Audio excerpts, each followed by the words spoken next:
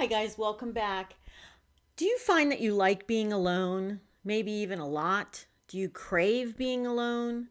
A lot of people do crave being alone. And if you, by some chance, are listening to this and you're one of those people that do not like to be alone, give it a listen. You might gather a couple of tips that might at least change your mind a little bit about it. So, there's a big difference between being alone or solitude and loneliness, which a lot of people get those two, confused in their thought process. They're not the same thing. So solitude is actually being alone without actually feeling any loneliness. So it's a state of being, and it's you don't feel loneliness usually when you're in solitude. So loneliness is more of an emotion about feeling the loss of something. You feel empty because someone's not there or something's not there. You feel like you don't want to just be in your own company. And loneliness, you can feel it when you're alone, but you can also feel it when you're with a lot of other people. In fact, sometimes the loneliest people feel is when they're in a crowd or a group or they're at a party. So that's a big difference. Solitude is just a state of being, and you don't feel loneliness generally when you're in solitude. So, I'm going to talk about the importance of solitude in our lives. And I was reminded of this recently because, as most of you know that watch this channel, I just went through oral surgery and had some recovery from that, both physically and also emotionally, because I'd gone through a lot of stress in the 2 months leading up to the surgery. And so I was really reminded of how important solitude was to me. I've always been a person that enjoyed solitude, even as a child. And I had to kind of go back in my memory banks and remember things about that time. But I enjoyed being alone even then. Now, maybe not as much as I do now. I was thinking about the percentage wise, probably when I'm guessing in junior high or high school, I enjoyed being alone maybe about 30% of my waking hours. In other words, I'd come home in the evening or in the afternoon after school and do my homework or whatever, and I usually spent some time alone. Sometimes I'd watch, a TV show with my mom or something, but a lot of times I just enjoyed being in my room alone. And especially when you're a teenager, actually, a lot of teenagers prefer to spend a lot of time alone. So that's not unusual at all. But that even persisted into adulthood for me. I remember a period of time right before I was going to go over to Africa in the Peace Corps when I was 22 years old.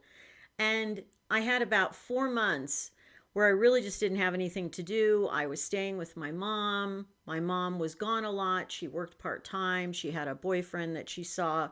So I had a lot of time alone in the apartment that we lived in, and I loved it. I really did. In fact, that was probably the biggest chunk of alone time I'd had my whole life because I'd been in school, living at home, and then I was off at college, living in dorms, and you're always around people. You don't really get as much alone time. So I remember those 4 months as being wonderful. Like that was pre internet days. So I was basically reading books and I'd sit, my mother, her apartment was on the ninth floor of this building with this fabulous view. And I would just sit on the couch and like look out at the view and watch things going on, the traffic. And there was a shopping center across the way and I could watch people. And it was a very entertaining time, but it was also a very restful time. It was a very peaceful time. And I remember that really well. Well, I've always or liked being alone. And the percentages have changed somewhat. I'd say when I was young, maybe 30%, maybe even as low as 20% at times. But now in my life, I actually, in my waking hours, I'm not counting sleep time here, I actually like being alone probably about 75-80% of the time of my waking hours.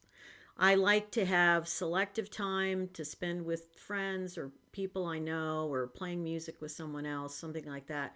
But most of the time, I really enjoy being alone. I find it to be peaceful, calm, creative. I come up with a lot of my ideas and things I want to do, both in for this channel, but also for music.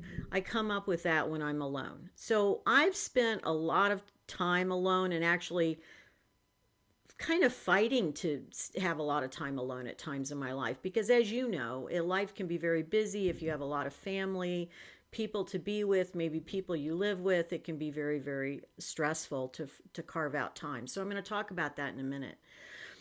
But going back to the difference between solitude and loneliness, humans are we're kind of hardwired to be around other humans.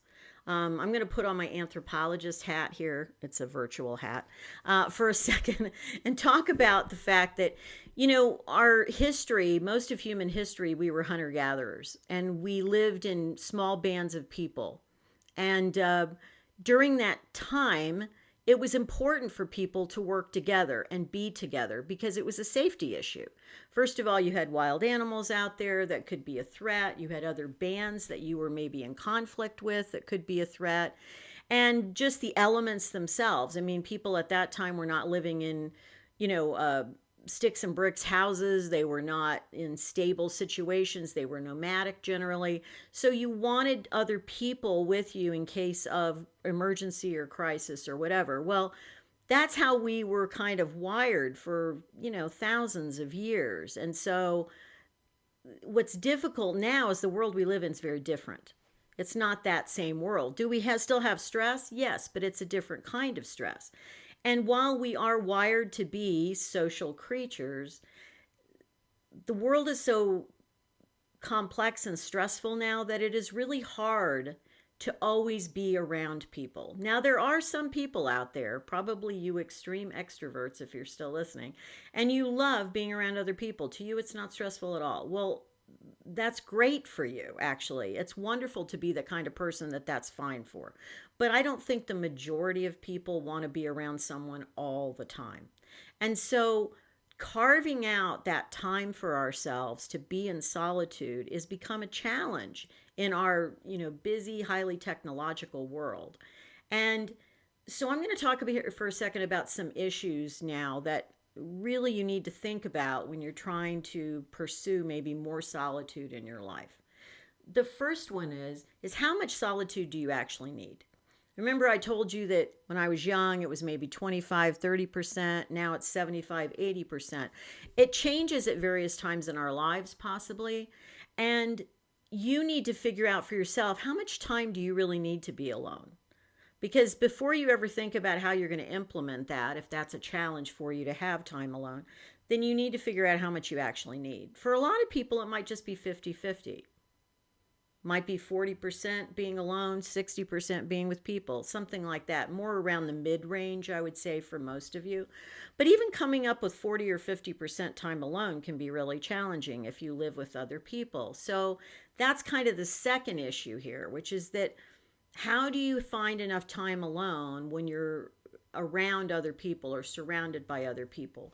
Well, sometimes you just have to ask for what you need. Sometimes you actually have to ask the people that you live with or you see all the time. Maybe you have a lot of family. You have to say, I need some time alone.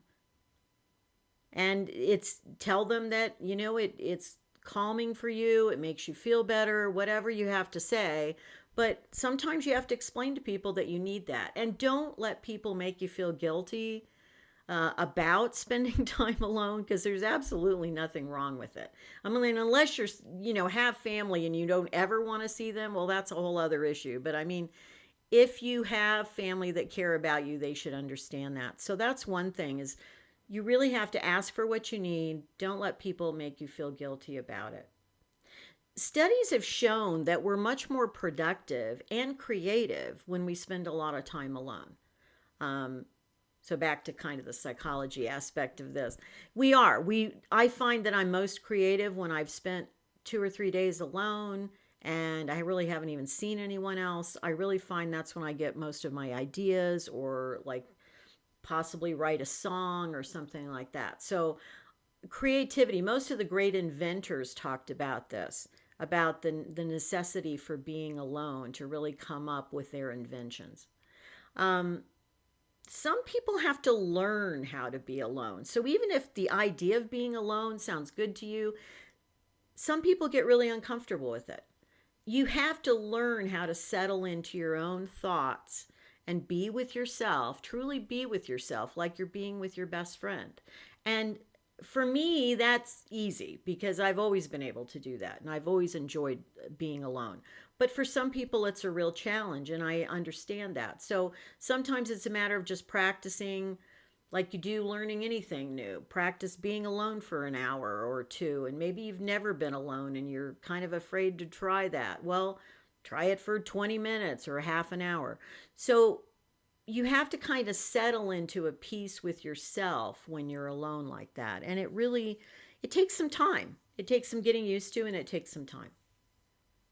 Studies, the last point I really want to make is that studies have shown the healing power of solitude or being alone.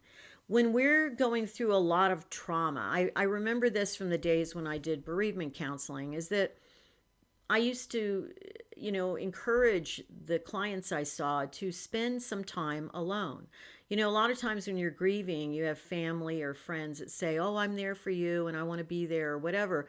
But then they really maybe don't know what to say to help you in any way. And sometimes just your presence is good. Sometimes the presence of another person is good. But I found the most healing that went on with my clients went on when they were alone. That they had to spend a lot of time working through their feelings of grief, that they had to cry a lot, and a lot of them preferred to do that alone, which is understandable. Um, they really needed that time to be alone to heal. And I found that the ones that were able to do that tended to work through their grief more effectively, I would say. And I found that true of my own life as well. When I'm going through trauma, like I feel like I just went through for 2 months here, I have to be alone. I know that that's the only way I'm going to work through it. I'm not going to work through it by distracting myself and going out there and seeing every person I know.